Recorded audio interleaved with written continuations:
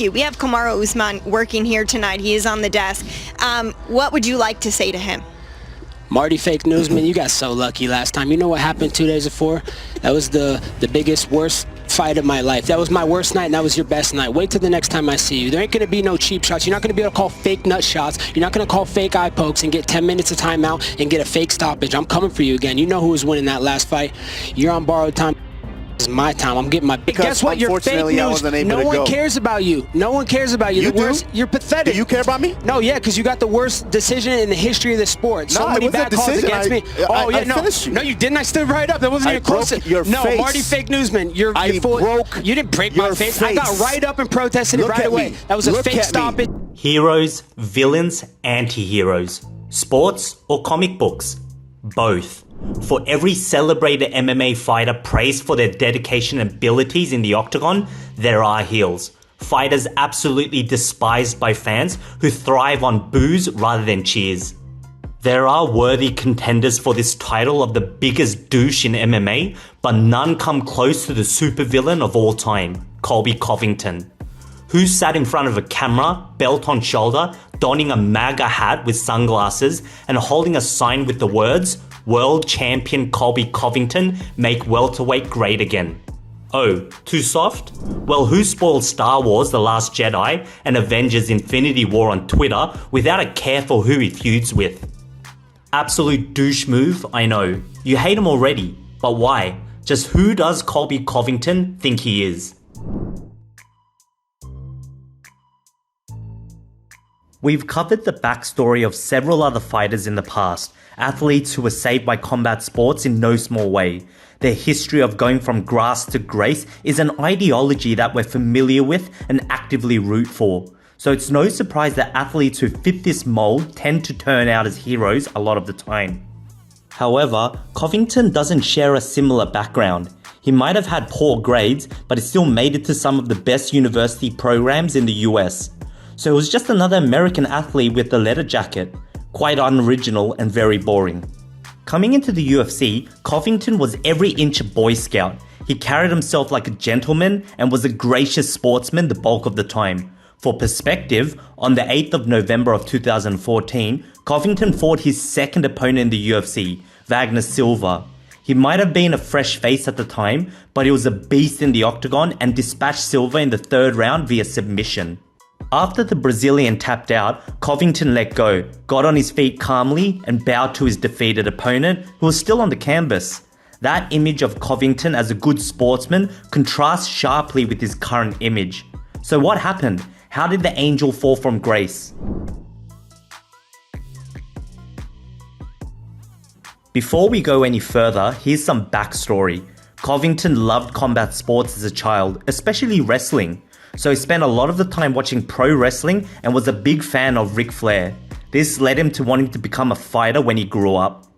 His dream began with wrestling in high school and then college, during which he won multiple titles including state, a junior college national championship, and Pac-10 honors. Upon leaving Oregon State, Dan Lambert, owner of American Top Team, recruited the California-born wrestler and brought him in to train mixed martial arts in Florida. Less than a year into his training, Covington received a thumbs up from Lambert to go pro. This is a rather unusual path given that many UFC fighters today endured a more grueling path to the big leagues. Yet, Covington seemingly got it on a platter. Nonetheless, even though he didn't have to cross scorching deserts and endure blistering winds to reach the UFC, Covington proved that he deserved the opportunity. 5 fights and back-to-back victories later, and he was pulled into UFC where he continued his winning streak. His debut match against Anying Wang ended in TKO mere seconds to the end of the first round. His next 6 fights included 5 wins and a loss, taking his record to 6-1 in the UFC between his debut year of 2014 and 2016. Covington had a great record in his first 2 years in the UFC, and it seemed like he was destined for great things. Then came his fight with Dong Hyun Kim in June of 2017. Although it wasn't a title decider, it became a key moment in Covington's career. After dispatching Kim via unanimous decision, he complimented fans in Asia and his opponent, as was typical of him, and discussed a shot at the title. However, despite his win, Lambert received word from the UFC matchmaker Sean Shelby that the promotion wouldn't be re-signing Covington whether or not the California man won his next fight. Covington might win most of his fights, but his ground-heavy style lacked glamour and hardly made for an entertaining watch. It's a sad reality that entertainment was prioritized over his skills, but MMA is a cutthroat industry, and the UFC needs athletes who can sell fights and pull audiences. Covington was neither of those things. A cornered rat will bite the cat. This saying could not be more true for Covington. When faced with the possibility of losing out on his dreams, only one thing registered in his head: he needed to change. Covington started by watching some of the best talkers in MMA, like Chael Sonnen, who tormented his opponents and promoted fights. Covington watched how Sonnen easily got into the heads of other fighters and provoked a strong reaction from audiences. This was the way. But Covington needed to be original. He had a motivation already, he just had to sell his new persona. But to make it foolproof, Covington needed a full 180 degrees turnaround such that no one knows where the persona began and where his person ended. The line had to be so fine it became invisible. Covington moved from Sonnen to his childhood hero, Ric Flair, noting how the pro wrestler easily switched personalities in interviews, engaged crowds, and drew boos and cheers alike. At this point, the new Covington was ready. He had cooked. The California man had a conversation with Lambert and told the ATT owner that he might stir up the crowd in Sao Paulo, Brazil, if he beat Maia on home soil. Lambert had no idea what his former prodigy was on about. No one could have predicted it either. After sending Maia to the cleaners, fans half expected Covington to perform his boring, gracious sportsman rituals. But boy, were they in for a treat. Gone was the articulate professional from the Octagon post-fight interview. Colby screamed into the mud second. Then the uproar began. Brazilian fans wanted to tear Covington a new one. There were no new auditions needed. Dana White had found a fighter that drove ticket sales and made the headlines, divisive or not. All press was good press. Dana White said, quote unquote, "Whoever you are and whatever your thing is, it doesn't matter to me. I sell fights for a living, so if you're different or whatever your deal is, I'll work with it. The thing with Colby is I don't know what's real and what's not. He really did go meet the president, and he was really excited about it." Going from a lovable, hardworking fighter to a heel in one fight paid off massively for Covington, who soon started to pocket 6 figures and was soon in an interim title fight against Rafael dos Anjos. The UFC initially wanted to host the fight in Brazil, but Covington had made such an enemy of the South American country that the fight was held in Chicago instead for security concerns. The world isn't new to trash talkers. In fact, some of the best athletes in the world are trash talkers. Take Conor McGregor, Muhammad Ali, Mike Tyson, and Chael Sonnen for example. However, the problem with trash talking is that it isn't always perfect. You win some, you lose some. Sometimes the ones you lose involve going so low that no one else can back you. But how do we define low? Where's the line that ought not to be crossed? We could say taking a jab at the injured, deceased, or loved one should be out of the question. But to whom do these rules apply? And are they aware? Someone might have to inform Colby Covington because he jumps rope with this line. The first incident came after his victory against Robbie Lawler in the wake of UFC legend Matt Hughes' near-fatal train accident.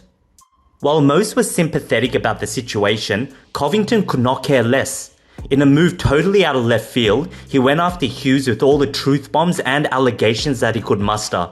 Some fans thought it was uncalled for, but the fans of the hardcore dark jokes loved it. Oh, but Colby wasn't quite done. In the build-up to his fight against Kamaru Usman, both fighters held press conferences to promote the event. During the conference, Covington went out of his way to throw shades at the late Glenn Robinson, Usman's former manager. He empathetically revealed that Robinson would be watching the whooping as he was about to deliver Usman from hell. It was quite the spectacle that Glenn's daughters had to ask Colby to apologize for his statement or keep their father's name out of his mouth. Yeah? No. He doubled down instead. In his interview with the Mac Life, Covington declared that Glenn wasn't a good person, so he didn't have to apologize. Usman taught the American to shut his mouth twice. If that wasn't bad enough, in the lead up to UFC 296, Covington went for the jugular again with Leon Edwards. As most UFC fans know, Edwards grew up experiencing gang culture firsthand and watched it rob him of a father. He's revealed multiple times that MMA saved him from going down the same rabbit hole. Forget the heartwarming backstory, all Covington saw was a great material. He went as far as saying that Edwards' father was in a bad place. Saturday night, I'm gonna bring you to a place you never wanna be. I'm gonna bring you to 7th layer hell. Okay. No, I'm bringing you to 7th layer hell. We'll say what's up to your dad while we're there. Oh! Much like Usman, Edwards taught Colby a lesson in silence. Covington's personality has fans split. Some believe it's unacceptable to go after people's loved ones or those who have passed away. Others believe that the UFC doesn't stand for the Ultimate Feelings Championship, so everything goes. Objectively, there's no denying that fans are more attracted to a good trash talker and brash personalities that make exciting fights. However, we can also agree that there ought to be a line and fighters ought to be checked to a degree. With Colby, everything goes. We've all heard that he's such a nice guy to fans outside of the UFC cameras. And we can agree that his persona wasn't entirely his fault, given that it was a necessary evil to remain in what has been a childhood dream. The results also beg to differ, as he has only become more popular, gaining a lot more following on social media. In the Octagon, he's also been given 3 shots at the championship title and has made enough dough to be set for life. But that begs the question, is Covington satisfied with this career path? Becoming a heel was crucial to keeping his job, yes. However, I doubt he envisioned that his dream of becoming a UFC fighter might involve going from a blue-collar, humble, and hardworking kid to the most disliked fighter in the UFC. Sure, he gets to live his life and his dream, but at what cost?